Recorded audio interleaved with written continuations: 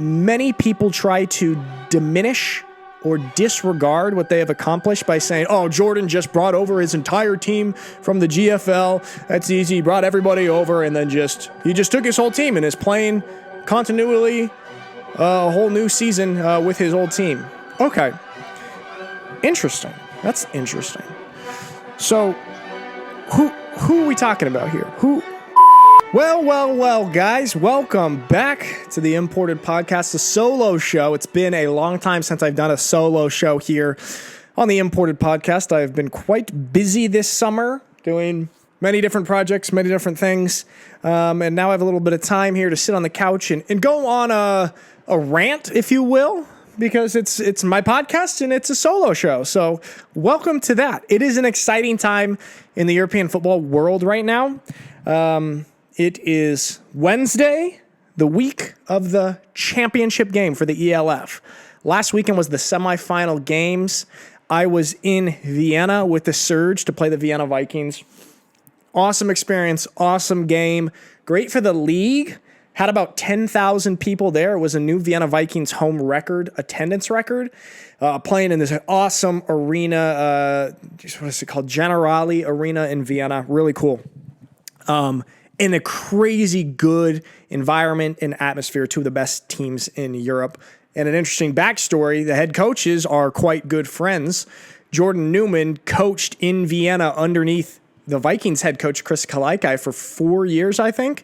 And they are very close. So it's cool to see, them relink for that game. And, the ELF was putting out different media stuff all week, Master vs. Apprentice, stuff like this, to hype up the game. But it was really cool. Ended up being a back-and-forth game shootout, really a shootout. It was the final score was like 40-33 or so. And I got to give a shout-out to Ike, who I asked him before the game, what's your prediction? He said, Surge win by 5. Surge ended up winning by 7, so he's pretty close. But yeah, absolute shootout.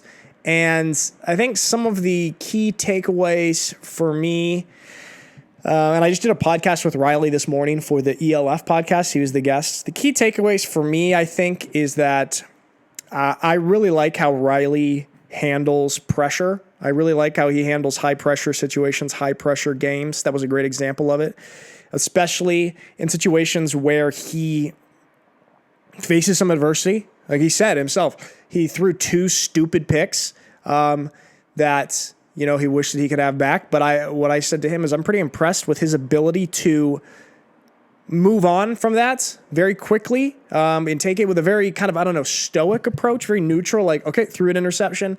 I'm not going to, let that affect my next play. And really, so coming back from those adversity plays. And I just felt it the whole time. The Vikings ended up going up 33-32 with like 6 minutes left or so. Vikings scored on a great drive, great touchdown. And I just, Surge are going to go down, score, and win. I think I even did like a vlog entry on this. And all right, we got 6 minutes left. Surge are going to go down, score, and win. That's going to be the game. And that's exactly what happened. Something about those Coach Newman teams, those Jordan Newman-led teams, I've been lucky enough to be on them or a part of them in some way for 7 or 8 years now. So I'm very experienced with those Jordan Newman teams heading into final drives, game-winning drive situations, and coming out on top very often. And a lot of times you just have a feeling like, oh, they're going to pull it out or we're going to pull it out. And they did. And I got to say, Daryl Stewart Jr., my goodness gracious, what a baller. This guy is dominant. He's a receiver, for those of you who don't know. Played college football at Michigan State. I had the unfortunate experience of playing against him in 2019. He played for Dresden as an import. And we had the experience of... No, what's that? 2019? Sorry, 2021. Sorry about that. 2021.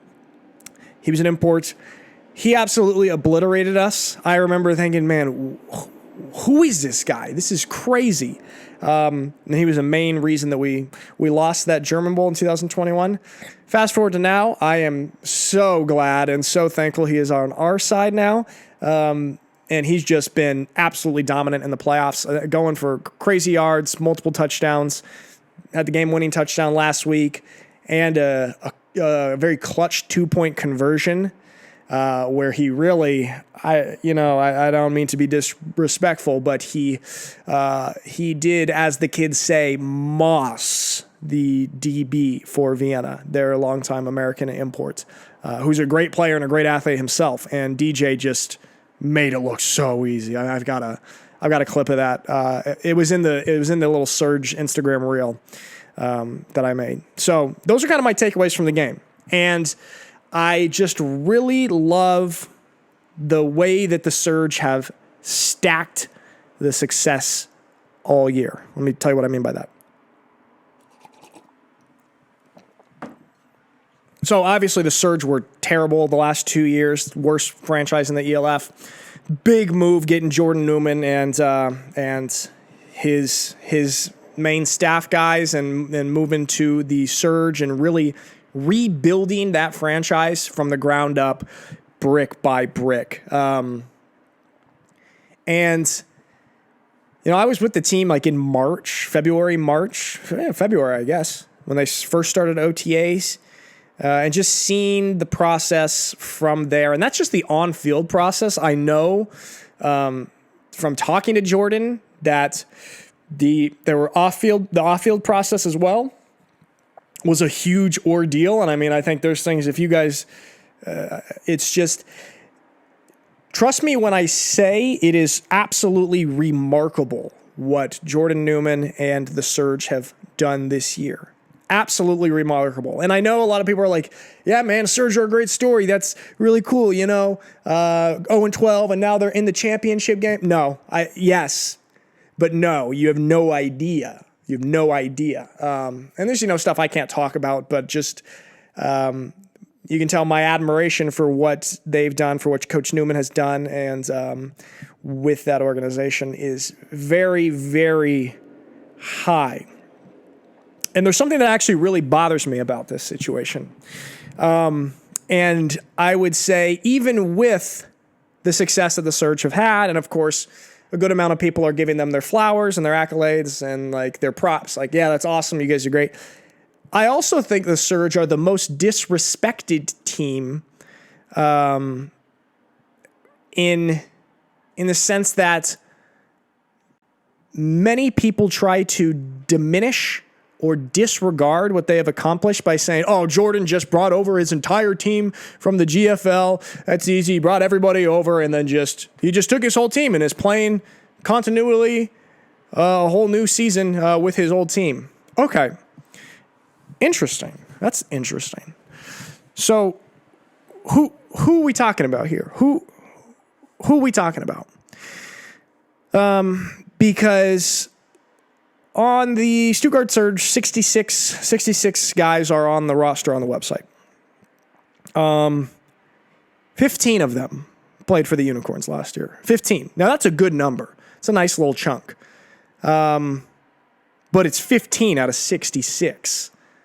And about half of those guys are even starters. So this kind of idea or perception that people have that Jordan just moved his whole team over to a new squad and that's why it was so easy and that's why, of course, they had this success. Nonsense. Absolutely nonsense. Now, you could say, okay, there are some key players that decided to play in the ELF and play for Jordan. Let's say Riley Hennessy, starting quarterback. He played for Jordan the previous year in the GFL with the Unicorns, and now he's playing for Jordan this year with the Surge in the ELF. Okay. But Riley was going to go to the ELF anyway, right? Like Riley was getting recruited by many ELF teams, had offers by many ELF teams. Jordan had to recruit Riley. It wasn't just some automatic move that because Jordan coached Riley in the GFL the year before, that Riley was going to follow Jordan to this other place immediately, automatically. I mean, I know people might think that, but that's just not the case. Riley was recruited heavily by many teams because he's one of the top quarterbacks in Europe, I would say. That's another point. Guy is just very criminally underrated. And so that's like step one of building the team, is to fight in battle to land a quarterback. And of course, yeah, sure, the previous relationship probably helped in the recruiting process. That's not a given. That's still an accomplishment to land one of the top quarterbacks at this new team in a new city. So I know people like to kind of diminish this and just say, oh, it's automatic. He just followed him there. That's just not the case at all. And I won't get into like crazy details, but it's just very apparent that this is not the case. Okay, and then then there's dominoes that had to fall. There's different pieces that had to take place. Even with Riley signing to the Surge, that didn't mean that any of these other guys were going to sign. You had to recruit them all individually and separately as well. And so it was a battle to sign and recruit and sign every single one of these guys, not just the previous Unicorns guys, but all of the other guys that come now to make up the roster on the Surge. Excuse me. And like I said, it's 15 Unicorn guys with, I believe, 2 O-linemen from the Unicorns that are consistent starters, and Riley, who's a consistent starter. And then on defense, 2 D-linemen are consistent starters, and a linebacker is a rotational starter. And then you've got Mitch Fettig, who is an import. Of course, he played for the Unicorns last year, but he was an import, and he was getting recruited by everybody as well. And so to just try and diminish the accomplishments of that organization is, it's a bit silly, I would say. It's lazy thinking. And it's also really disrespectful and diminishes the accomplishments of all of the guys who had nothing to do with the Unicorns in previous years, all of the new guys on the team, the remainder of the 66 on the roster. What is that, 51 people, who did not play for the Unicorns last year. Like you're telling Lewis Geyer, oh man, I mean, the Surge are good and, you're playing great this year, one of the top receivers in the league, but I mean, you guys are just successful because Jordan just brought over his whole team. Like, it has nothing to do with your performance or what you do. I mean, that's what people are saying when they are trying to make this generalization, this inaccurate generalization. So it's something that very much bothers me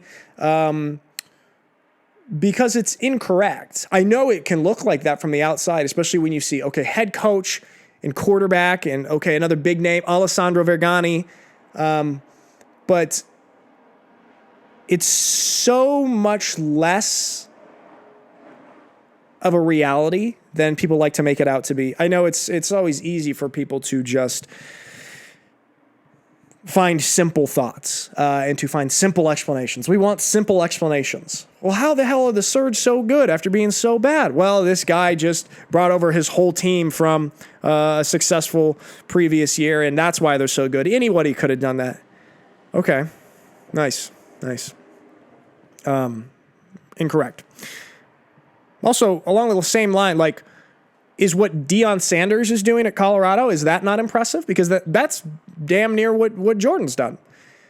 He brought over a couple key players to the new organization, recruited his ass off, got all these players that fit their program on and off the field to put together a successful roster, and then is having some success. Are you going to say, what Deion Sanders is doing at Colorado, that's not impressive because he just brought over his entire team from Jackson State, and so he has continuity, and that's why they're 3-0 and a ranked team. Really? Because that's the same logic. That's what you're saying when you say this. And it is just incorrect thinking, lazy thinking, improper thinking. But I understand it because it's easy thinking. It's simple. It's a simple explanation to a much more interesting and complex situation. But the numbers do not lie.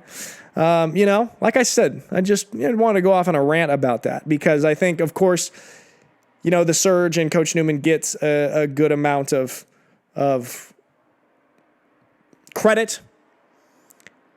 But at the same time, it's kind of like a backhand. It's kind of like a backhanded compliment. You guys are doing so great because of this. I could have done that. Anybody could have done that. So, that's just what I wanted to talk about. That's just, that's one of the things. And the other team, there's a little blogger, an ELF blogger. Let me pull it up here. Give him a shout out. Baloo. I will put the link to this guy or gal's blog in the description of this video. And he actually has a similar point to me. Similar point. When he took a closer look at the list of players with the Unicorns pass and found that from the 2022 championship team, there are only 15 players. Including Moritz Böhringer and Marlon Wertmann, who were injured most of the season and basically did not play.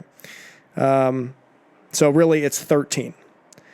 And then, in contrast, you've got players like Geyer, Pasqualini, Wentzler, Steigerwald, and Vardar, who played for the Surge in previous bad times.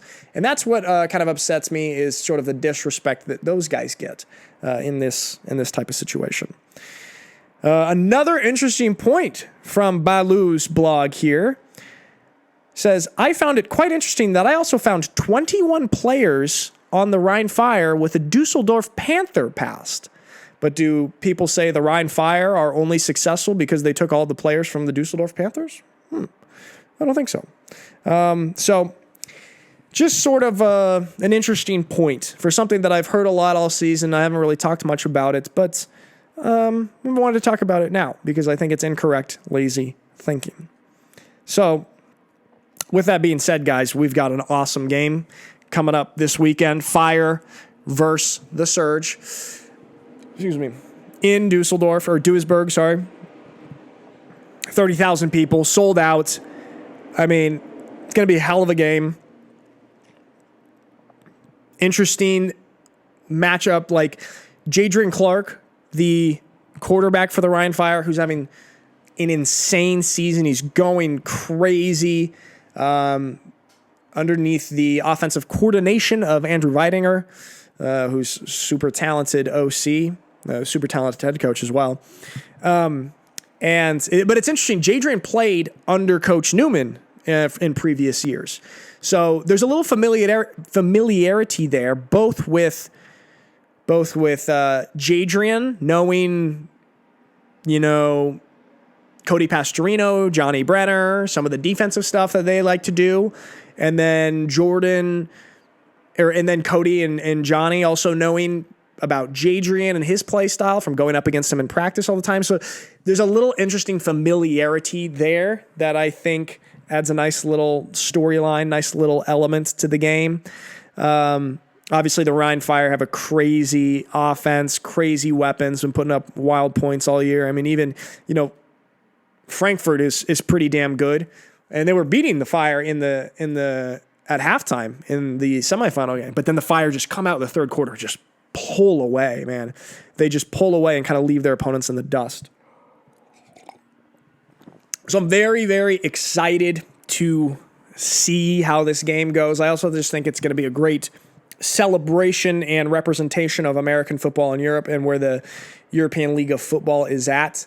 To have basically a sold-out, packed game and with two awesome teams that are exciting to watch. And just really looking forward to it, man. I'm just really looking forward to it. I think you can watch it on, I think it's on RAN. I think it'll be on RAN or on the ELF Game Pass. Or if you're lucky enough to be there in person like I will. That's a cool thing about the Surge making it, is now I get to be on the sideline of the game filming because that's my job. I'm the filmer guy for the Surge. So if they didn't make it, I don't even know if I'd be able to go to the game. So that's a pretty cool thing for pretty cool thing for me there. I'll refrain from making any sort of predictions. I think anything can happen in this game this weekend. I'm just really excited about the state of football and the direction that football is headed. I mean, you just feel it. This semifinal game in Vienna, it's just so cool to see. We're getting closer, like the growth and the potential of this sport in Europe and how many fans there are, all the things around the game. I mean, like, this game in Vienna was a spectacle. They had these motorcycle dirt bike guys jumping in the end zone, doing backflips off the motorcycles. Like, it was crazy. It was an absolutely spectacle event. So really cool. But yeah, the main point that I wanted to make was that point about the Stuttgart surge. I just think that the narrative that some people have, or that some people are spewing, based on what I would say incorrect assumptions or incorrect assessments, I'd like to challenge that a little bit. I'd like to say my piece there, because from my perspective, these storylines just don't add up to what people like to say. And that's why I wanted to go on a little rant there, guys.